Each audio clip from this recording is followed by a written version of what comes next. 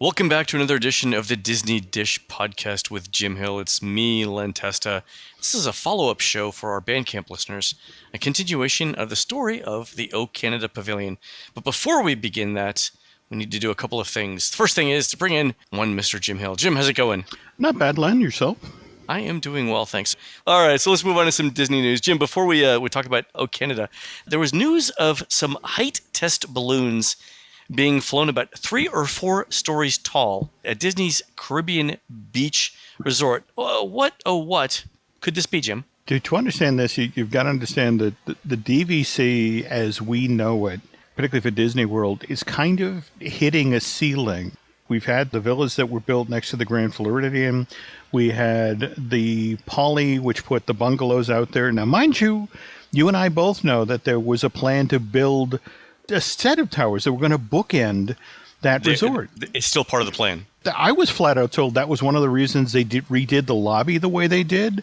Yeah. You know, with the notion of pulling out the giant fountains and the decorative rocks and that sort of thing, with the notion of if we're going to have a couple of thousand more people a day coming through here because we have these two DVC towers, right, we need a bigger lobby. So let's just do this now during this rehab. Yeah, and I've heard that the towers are definitely still in the mix. Okay. What they're finding is that the properties that people want to go into are those Seven Sea Lagoon monorail hotels are as close to as possible. In fact, supposedly that's one of the reasons why. I mean, you and I have both seen the plans. Fort Wilderness DVC that was supposed to be built on top of the site of the river country. And that supposedly got pulled because they surveyed DVC members and they weren't all that enthusiastic about it. Oh, really? Was that it? Yeah, it was one of these things where it's like, but interestingly enough, a DVC that would allow people to look into Epcot and be able to see illuminations at night, that appealed to them. And this is going on here. There's evidently one expansion pad at the Caribbean Beach that was left for future use. And then, of course, they wound up building that giant laundry facility that the Caribbean Beach and Pop Century share, right, and by extension, Art of Animation. This test really is them now circling back on the notion of, okay, we're going to put a DVC here that's going to have a lounge area, much the same way that Bay Lake Tower does. And people can go up and enjoy illuminations, looking into the park at the end of their day without actually being in Epcot. So where they were flying the height balloons is south of the Barbados area within the park, and that is where I believe there's a huge gap of land. It's north of Sea Beach Breeze Drive and east of Victory Way. It's still within the bus loop. Mm-hmm. They still have access to all of the facilities. I don't know that you could see if it's 4 stories tall, you would be able to see illuminations, because if you look northwest, you look right past the American Adventure Pavilion. Like, your sightline would be wherever you're standing, American Adventure Pavilion, maybe the Italy Pavilion, and then you have a direct view into the middle of World Showcase Lagoon. So you could do it if they did like a 4th floor viewing area. Well, my understanding is the building will be 4 to 5 stories tall. Yep. In fact, to be honest, that, as I understand it, was the point of the height balloons. There was people standing outside of Epcot. Does this actually work? There's been this history of people complaining about, visual intrusion in Epcot. The Swan and the Dolphin. There we go. My understanding is in much the same way that Bay Lake Towers has that the lounge at the top of the world, I guess, there would be an area set up. In fact, if you look at the balloons, there's a couple of different heights to them. And evidently, I want to say the blue balloon designates the building height, and there's another colored balloon that designates the height of the lounge area. Like orange or red. Yeah. Of course, the issue with height balloons always is then the folks who are doing the observing and then go back and tell them to adjust the plan, to the whole notion of it's like, wow, that's too tall. I mean, and Disney does take this stuff very seriously. I remember, for example, when they were initially building Disney's California Adventure, and they did height balloon tests just for the tops of that faux Golden Gate Bridge that you walked under when you went into the original version of the park. Oh, really? Yeah. Oh, so you wouldn't see it from like Main Street or something? No, that's it exactly. The whole Oh, so, notion okay. was that if you stood at the castle and looked back, would you see the tops of the Golden Gate Bridge? And it was like they actually adjusted the height down just for that same reason. So, I apologize, Jim. I had said that the area was east of Seabreeze in Victoria. It's actually at the very north part of the property. okay. And that means that you actually have a less obstructed view into World Showcase Lagoon because you're at that area between Germany and China. It would essentially be your vantage point in. I would be surprised if they did not provide a walkway, though, from Caribbean Beach, from that DVC, over to the back of Epcot. And the reason is once you're at sort of that area around Cayman Way, it's 750 feet to the back of Epcot. You know, I mean, a DVC within walking distance of Epcot. Think about that for food and wine. You're closer to Caribbean Beach than you would be to the boardwalk. Speaking of Epcot, this is our follow-up to our O Canada show, which we were talking about the Circle Vision 360 show that had been developed for World Showcase in 1982. It turns out this was so successful, they actually kept it open. And mind you, they changed the name. I mean, remember how Expo 67 was, the theme of it was Man in His World? Yep. Starting in 1968, that then became the name of the exposition. I think, it was Philippe Drapeau, who was the mayor of Montreal at that time. I mean, he couldn't bring himself to tear down the buildings. They leave it open. But then you get into this weird musical chairs situation over the 13-year run. I mean, these buildings are left in place. And so a lot of the folks just cleared out after year one. But they got like 50 million visitors. They did. In 1 year, yeah. Yeah, but the state of Vermont. So they build a pavilion for Expo 67. When Man in His World opens in 1968, that building then becomes the Poland Pavilion. Then in 69, 70, it then becomes home of what they call a Canadia display, which I'm assuming is the Canadian version of like Disneyana. Just sort of weird trivia, that sort of thing. At 71, the Vermont Pavilion now becomes where the Man in His World press office is located. 72, Poland reoccupies. Is that exactly the phrasing you want to use there, Jim? Well, and then in 73, sure. Mexico moves in, and insert your own wall joke here. Then from 1974 till when Man and His World closes in 1980, the old Vermont Pavilion becomes this display for Haiti. And all I can think of is, I so want to see, there's got to be an employee rec room in the back. It's like, I would love to see what was in the fridge the last day.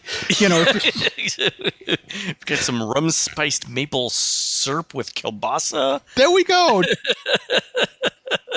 Anyway, getting back to our earlier show, so why Walt would have handed this off to an outsider, you have to take into consideration what might have been going on at Disney, Walt Disney Productions in 1966. Because face it, most of Canada 67 would have had to have been shot in 1966, so this Circle Vision 360 presentation could be edited and scored in time to open at Expo 67 in April of the following year. But so what was going on at Walt Disney Productions was in September of 66, most of Disneyland's Tomorrowland closed, so this part of the park could then undergo a 9-month-long, $22 million makeover. All right, so these guys are booked. Yeah, and Walt's looking to get things like Kaiser's Aluminum Hall of Fame or Crane's Bathroom of the Future cleared out and create what he described, what he wanted as the world on the move. Given that you and I both have been to Flushing Meadow, that's the other thing. Walt had come back after that opened in April of 64 and just came back and told the Imagineers, look, we have to do something about Tomorrowland. I mean, it just, compared to what's in Flushing Meadow right now, this is a Frontierland 2. Also, to be honest, Walt was a huge transportation fiend. I mean, not really surprising to hear that, given the miniature steam train that he had it roll through the backyard of his home in Holmby Hills. He was going to have his grandkids come to the house, and so he wanted to build a second steam train that would circle the Smoke Tree Ranch house. And the Homeowners Association this is not the HOA for that. Yeah. I love Walt's workaround for this, though, that because, well, they won't let me do the miniature train. So what he does is he builds a sidewalk that circles the entire house, this big, wide sidewalk. And then he gives all of his grandchildren pedal cars.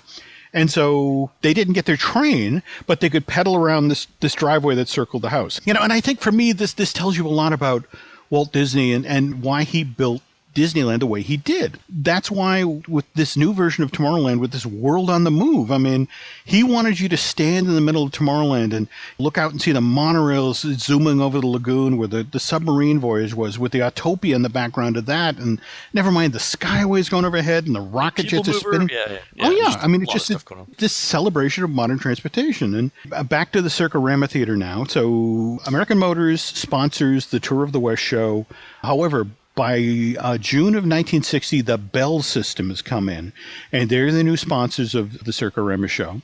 And they get a brand new film made. They get America the Beautiful. So now it's time to do the new Tomorrowland for opening in July of 67 at Disneyland. And that means, well, we're going to switch this theater over from 11 projectors to 9. That means we have to shoot a brand new version of America the Beautiful. Oh, okay. Understanding that, now Walt's decision to reach out to Robert Barkley and have him do the Canada film. Because everyone's booked. That's it exactly. I mean, the A-team is out running around the country. But Barkley, he doesn't mind being the B-team. He gets his team of 4 guys, and they spend 10 months traveling all over Canada. That sounds like fun, I gotta say. It just sounds like it's a hoot.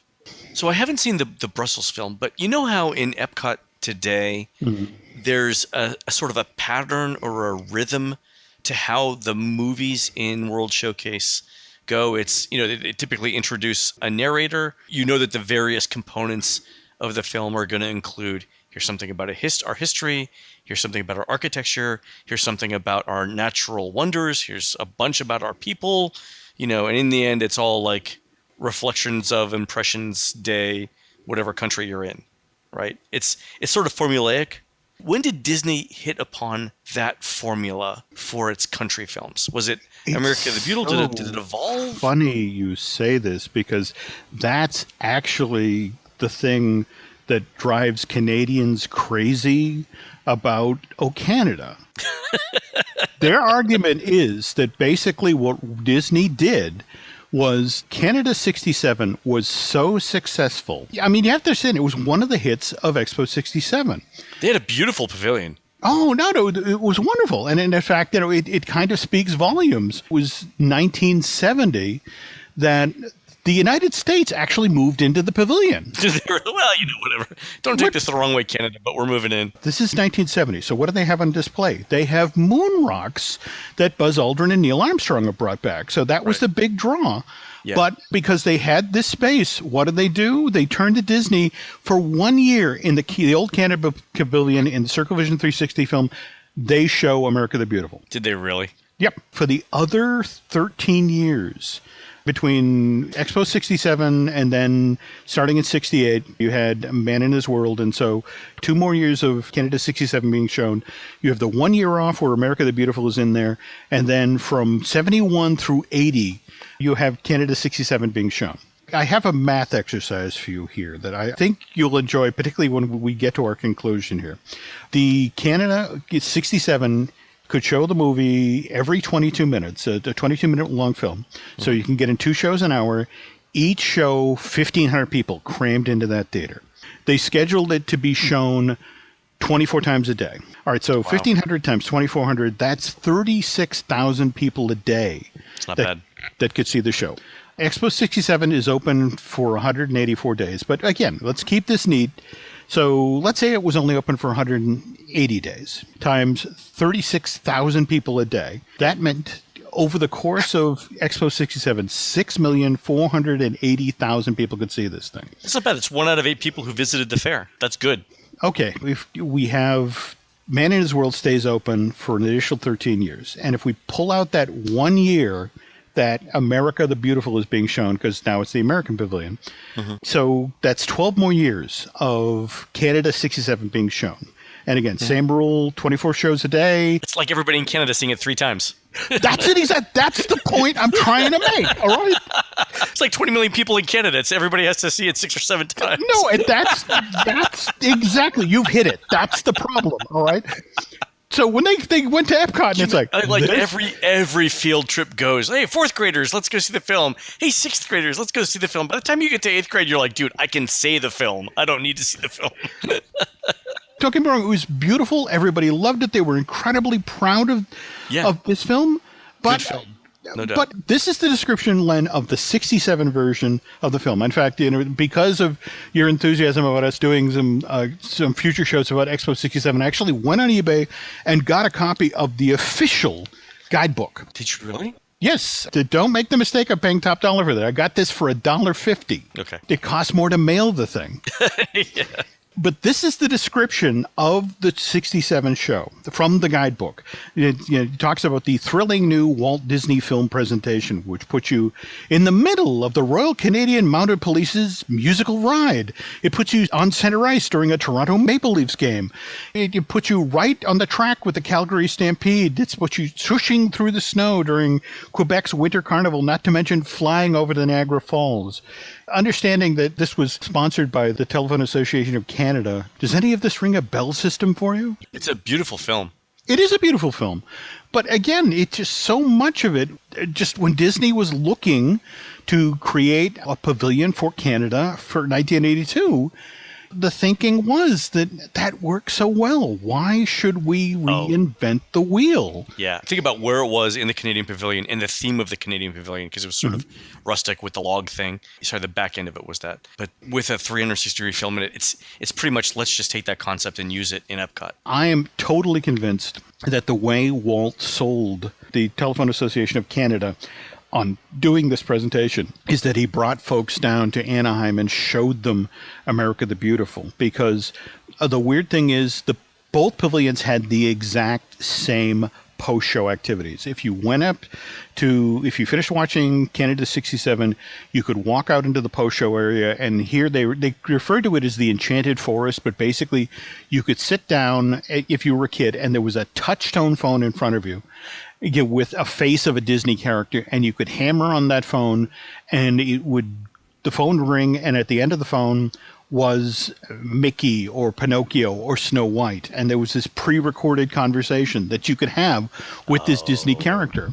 And that had been in the post-show of America the Beautiful under the Bell system. So they also had call waiting. They were demonstrating call waiting, and I think video phones as well. No. In 67, Jim, this was a thing. Call waiting was like a major thing. And the video phones, which, of course, now we have Skype or FaceTime. Yeah, those were the two things that they were demonstrating there. Both of those things, not call waiting, but video phones, also became part of Epcot. Mm-hmm. Definitely overlap between what was done at Expo 67 and what happened at Epcot. I mean, we've already talked about, for example, the gentleman who had created the Magic Laterna show, which then in turn, he was asked to create the pre-show for Universe of Energy. This was not a one-way street. Walt was supposedly consulted by the folks who were creating La Ronde, the 135-acre entertainment district, for Expo 67. And they insist, talking about your time, when they were prepping for this, the La Ronde team went to every major amusement park in the world. They talked about how what they were trying to do with La Ronde is blend the tasteful imagination of Copenhagen's Tivoli Gardens with the color and the excitement of California's Disneyland. I think I also mentioned there was a December 18th, 1966 story in the Winona Daily that these folks really talked up the fact that Walt was a consultant for this, that, when they were laying out this entertainment area, that Walt was on board. I have to assume that they came to California and, they obviously visited Disneyland, and they must have visited Walt at the lot, and they must have got Walt being Walt. Well, come on, let's go over to Glendale and I'll show you what we're working on at WED. Mm-hmm. And the reason I bring this up is that a lot of the work that was being done for Disney during this period was being built by a company called Arrow Development. They were based in Mountain View, California. In fact, they created a lot of the opening day Disneyland attractions. They created the ride vehicles, for example, for Mr. Toad's Wild Ride and Walt was so thrilled with Classics. the work there. He had him working on Mad Tea Party, King Arthur's Carousel, Casey Jr. Train, Snow White's Scary Adventure, and he kept throwing them work as got into the late 50s. In fact, they're the guys who built the first ride system for the Matterhorn. Really? And Walt was so thrilled with their work, and in fact, he wanted to make sure that they stayed healthy. He bought a third of the company in 59 with his own money. Wow. He's funding this, he's keeping this alive, and so Walt wants to do another coaster for the parks, and he wants to expand Tomorrowland. Come 64, he was going to come back from the New York World's Fair and really get serious about this. But prior to that, they had already begun working on what eventually became known as Space Mountain. Though back in that time it was called Spaceport or Space Voyage. Now, I want to refresh everybody's memory here that Space Mountain is housed inside of a giant cone-shaped building. It's 180 feet tall, Wow. but it wouldn't open until January of 1975. Opening day of La Ronde for Expo 67, there's a ride called the Gyrotron. It's a $3 million thrill ride that press materials for Expo 67 describe as being unlike any thrill ride ever. Gyrotron, standing nearly 20 stories tall, will take its hardy riders on a journey through space where they see planets, orbiting bodies, and space stations. Really? And it gets better. Gyrotron is housed inside, and again, this is from the press materials, a giant pyramid where conditions of outer space are simulated by sight and sound with the illusion of an actual space voyage is created and maintained. It sounds like Mission Space. If he took him there, in fact, I've got a photograph of the early version of Space Mountain when Arrow built it in 64.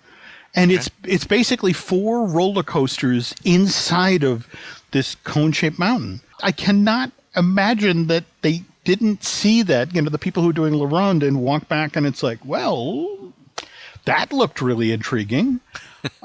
I have to ask somebody who listens to the show has to have done both rides. Somebody has to have gone to Expo 67 and ridden the Gyrotron. And so I'm asking our listeners if... Yeah, get in touch. Please, I'd love to hear some stories about this. Yeah, if you were a kid in 67, yeah, you'd be about our age. Mm-hmm. Circling back on what you're saying about every Canadian having seen Canada 3 times. That seriously was the issue, that by the time this attraction opened, in fact, it wasn't open 6 months when the letters of complaint began. The effect of, you guys fell back on the cliches. That's not the real Canada. Really? So this was in 82 when it opened? They got letters of complaint as early as January, February of 1983. Oh, jeez. So literally like 4 months after it opened. But we'll get into that. Plus the change out of the film, bringing in Martin Short, and more to the point, shortening the film by 4 minutes with the next installment of this series. Oh, fantastic. All right, Jim, something to look forward to. You've been listening to the Disney Dish Podcast with Jim Hill. We are produced fabulously by Aaron El Productor Adams. Thank you. Thank you very much. Please go into iTunes and Stitcher, Google Play, and rate our show and tell us what you would like to hear next. Don't forget, we have a live event coming up November 12th in Manhattan. Go to etccustomevents.com to get tickets to see Jim and I speak about the history of unbuilt Disney attractions. For Jim, this is Len. We will see you on the next show. Take care.